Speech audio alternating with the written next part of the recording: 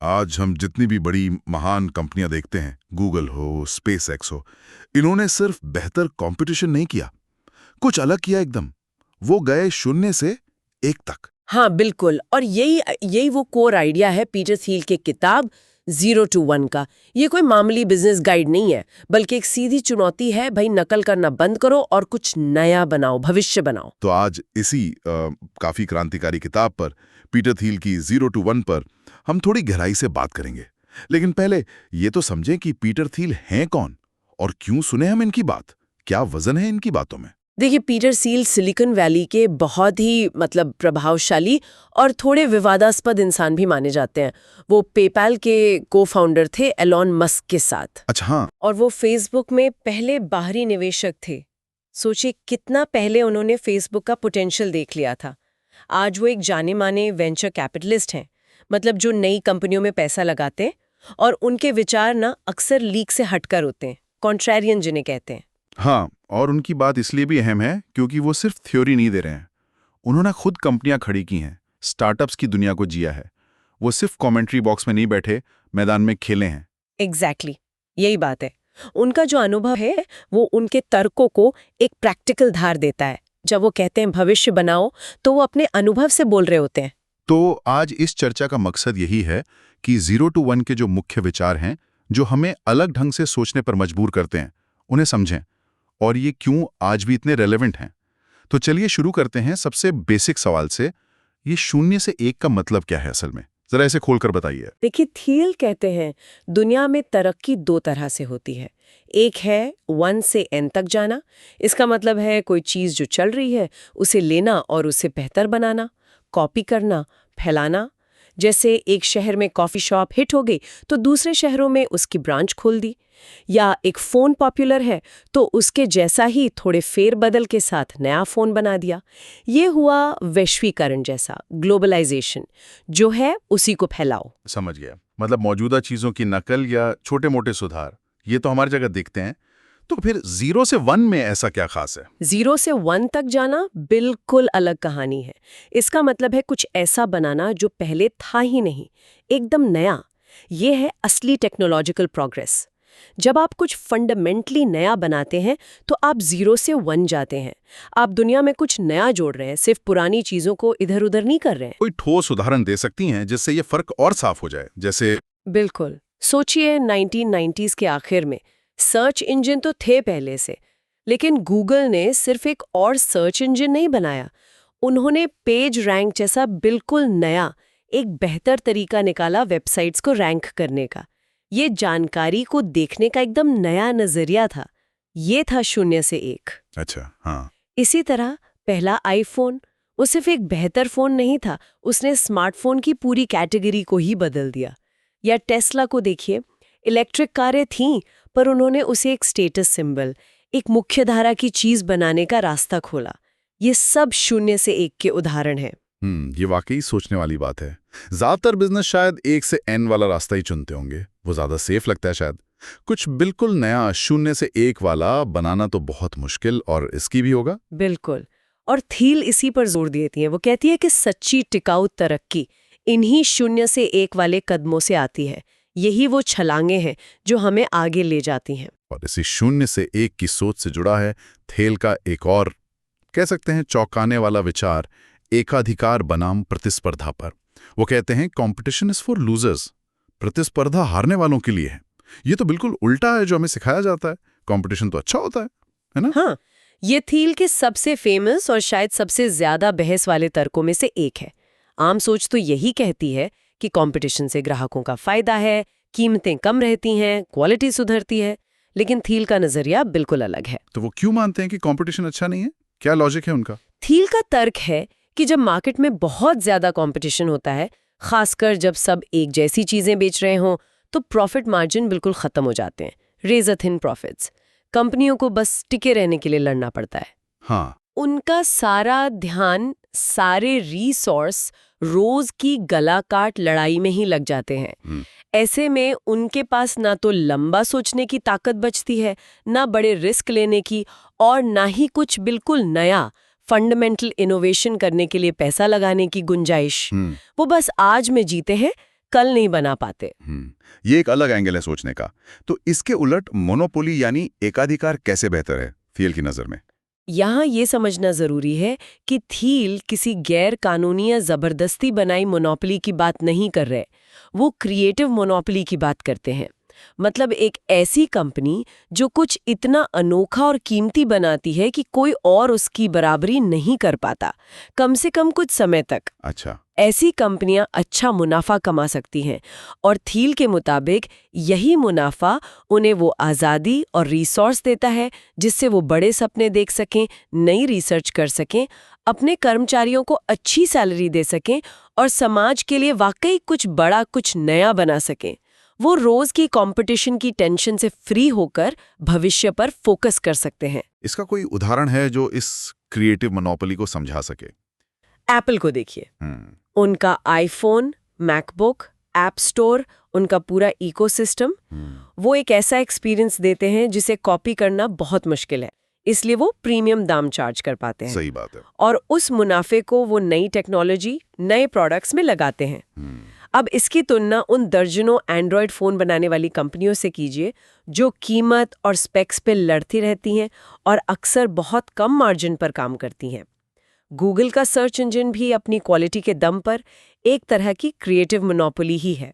तो सबक ये है कि अगर स्थायी वैल्यू बनानी है तो कंपटीशन के इस भीड़ भरे समंदर से निकलकर कुछ इतना यूनिक बनाओ कि आप अपने फील्ड में एक क्रिएटिव मोनोपोली बन जाओ। थियल के हिसाब से बिल्कुल। लक्ष्य ये हो कि आप कुछ इतना अच्छा करें कि कंपटीशन अप्रासंगिक हो जाए, इररेलेवेंट। आसान नहीं है, बिल्कुल नहीं, लेकिन थियल मानते हैं कि असली लक्ष्य यही होना चाहिए।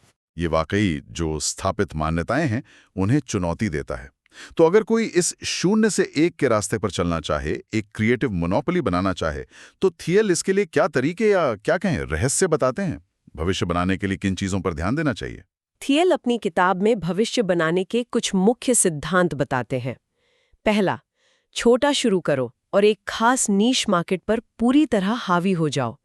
एकदम से पूरी दुनिया जीतने की कोशिश अक्सर फेल होती है। जैसे अमेज़न ने शुरू में सिर्फ ऑनलाइन किताबें बेची थीं, उसी पर पूरा फोकस था उनका। बिल्कुल सही उदाहरण। अमेज़न ने पहले ऑनलाइन किताबों की दुनिया में अपनी बादशाहत कायम की, उस नीश को पूरी तरह कैप्चर किया और फिर धीरे धीरे बाकी प्रोडक्ट्स और सर्विसेज में फैले। अगर वो शुरू में ही सब कुछ बेचने लगते तो शायद आज अमेज़न वो न होता जो है।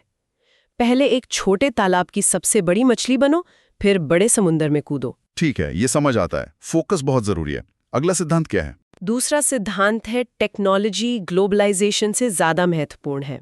सच्ची तरक्की नई तकनीक या नए तरीके बनाने 0 से 1 से आती है, न कि सिर्फ मौजूदा चीजों को दुनिया भर में फैलाने 1 से n से।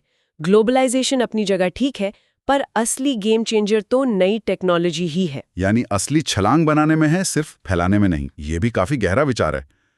और तीसरा सिद्धांत शायद सबसे रहस्यमयी लगता है, रहस्य मायने रखते हैं। Secrets matter. थियल का मानना है कि दुनिया में अभी भी बहुत सारे अनसुलझे रहस्य और अनदेखे मौके मौजूद हैं। ये ऐसी जरूरी सच्चाइयां हो सकती हैं जिन्हें ज्यादातर लोग या तो जानते नहीं या मानते नहीं, या समाज उन्हें अनदेखा करता है। बेस्ट कंपनियां अक्सर ऐसे ही किसी सीक्रेट को ढूंढ निकालने और उस पर बनने पर आधारित होती हैं। रहस्य मतलब कोई गुप्त फॉर्मूला या खजाना टाइप? नो, वैसा नहीं। रहस्य से थियल का मतलब है प्रकृति के अनजाने नियम, जैसे कोई साइंटिफिक डिस्कवरी या समाज के बारे में कोई अनदेखी सच्चाई, जैसे कोई ऐसा मार्केट जिसकी जरूरत किसी ने महसूस ही न की हो, या लोगों के बर्ताव का कोई ऐसा पैटर्न जिसे समझा न गया हो। थियल कहते हैं कि सफल एंटरप्रेन्योर अक्सर वो होते हैं जो इन छिपी हुई सच्चाइयों को देख पाते हैं जिन पर बाकियों की नजर नहीं जाती। ये सीक्रेट्स इसलिए छिपे रहते हैं क्योंकि उन तक पहुंचना मुश्किल होता है या उन पर यकीन करना आम सोच के खिलाफ जाता है। तो ये रहस्य खोजना ही इनोवेशन की चाबी है एक तरह से। काफी हद तक ये उन मौकों को देखने की काबिलियत है जो दूसरों को नहीं दिखते। ये जो चल रहा है उस पर सवाल उठाने और ये मानने का साहस है कि अभी भी दुनिया में खोजने के लिए बहुत कुछ बाकी है। और चौथा सिद्धांत क्या है? चौथा है संस्थापक की ताकत और मानसिकता। थियल मानते हैं कि कंपनियों को सिर्फ मैनेजर्स नहीं चाहिए, उन्हें दूरदर्शी संस्थापक चाहिए। एक फाउंडर के पास एक मजबूत विजन होता है, वो स्टेटस को चैलेंज करने से डरता नहीं और वो अक्सर अपनी कंपनी को सिर्फ बिजनेस नहीं, एक मिशन की तरह देखता है। उनमें वो पैशन और जिद होती है जो मुश्किल वक्त में भी कंपनी को आगे ले जाती है।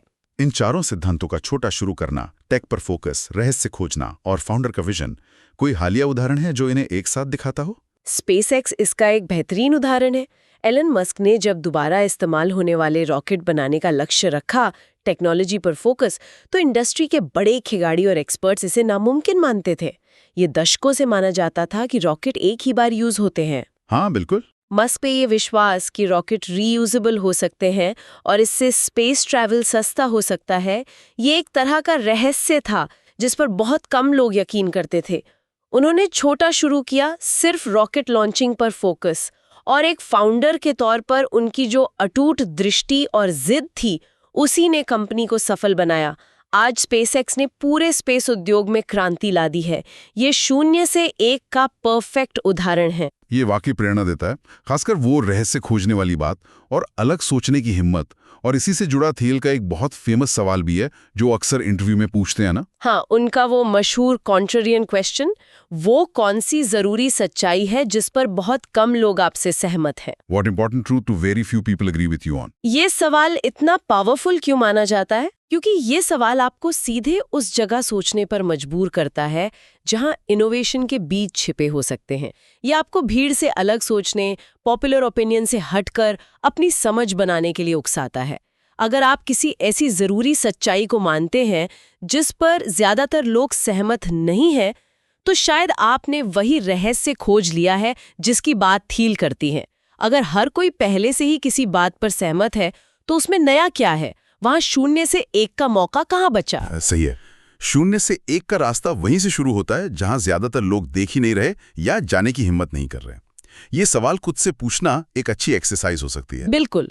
थील मानते हैं कि इस सवाल का अच्छा जवाब दे पाना ही भविष्य की रूपरेखा बनाने की शुरुआत है। ये सिर्फ एंटरप्रेन्योर्स के लिए नहीं, किसी भी इंसान के लिए अपने फील्ड में कुछ ओरिजिनल कंट्रीब्यूट करने के लिए सोचने का एक पावरफुल तरीका है। ये आपको अपनी मान्यताओं को टटोलने और उन्हें चुनौती देने के लिए प्रेरित करता है। तो अगर हम इस पूरी बातचीत को समेटें, तो पीटर थियल की 0 to 1 से मुख्य सबक या टेक अवे क्या है जिन्हें याद रखना चाहिए? मेरे ख्याल से 4 मुख्य बातें हैं। पहली और सबसे जरूरी, सिर्फ नकल मत करो, कुछ नया बनाओ। 1 से N जाना सेफ लग सकता है, पर असली वैल्यू और प्रोग्रेस 0 से 1 जाने में है। दूसरा सबक, जो शायद सबसे ज्यादा विवादित है, क्रिएटिव मोनोपोली बनाने का लक्ष्य रखो। उस गलाकाट कंपटीशन से बचो और कुछ इतना अनोखा और बेहतर बनाओ कि आप उस कंपटीशन से ऊपर उठ सको। तीसरा, रहस्यों की तलाश करो। दुनिया को एक नई नज़र से देखो और उन जरूरी सच्चाइयों को खोजो जिन्हें दूसरे अनदेखा कर रहे हैं। असली मौके अक्सर वहीं छिपे होते हैं। और चौथा, छोटा शुरू करो, एक नीश पर हावी हो और फिर विस्तार करो। एक फोकस्ड शुरुआत अक्सर बड़ी कामयाबी की नींव रखती है। ये चारों सिद्धांत मिलकर थेल के फलसफे का सार है।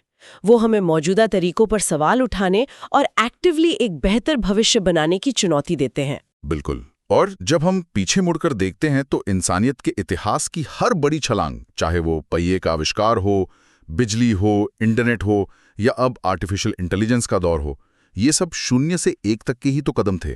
किसी ने कुछ ऐसा सोचा और बनाया जो पहले नहीं था। एकदम सही। भविष्य उन लोगों के हाथों में है जो नकल करने से आगे बढ़कर कुछ नया, कुछ मौलिक बनाने का साहस रखते हैं, जो स्टेटस को से संतुष्ट नहीं होते, जो सवाल पूछते हैं और जो उन रहस्यों को खोजने निकलते हैं जिन्हें बाकी दुनिया नजरअंदाज कर देती है। तो चलिए आज की इस चर्चा को एक विचार के साथ खत्म करते हैं जिस पर हम सब सोच सकते हैं। ऐसा कौन सा 0 से 1 विचार हो सकता है जो हमारे अपने फील्ड, हमारे समाज या दुनिया के किसी हिस्से को फंडामेंटली बदल सकता है? शायद इस सवाल का जवाब खोजने की कोशिश ही हमें भविष्य के उन अनगिनत दरवाजों तक ले जाएं जो अभी खुलने बाकी हैं।